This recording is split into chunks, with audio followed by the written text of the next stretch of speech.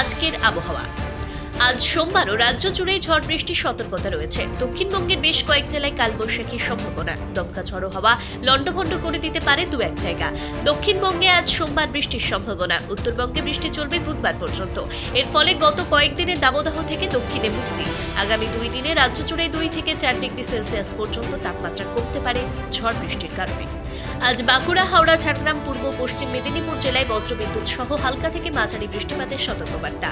বজ্রপাতের আশঙ্কা থাকবে, এমনটাই সতর্কবার্তা আলিপুর আবহাওয়া দপ্তরের। এর পাশাপাশি আগামী 2 থেকে 3 ঘন্টায় কলকাতা এবং উত্তর ও দক্ষিণ 24 পরগনা জেলাতেও বজ্রবিদ্যুৎ সহ হালকা থেকে মাঝারি বৃষ্টির সতর্কতা।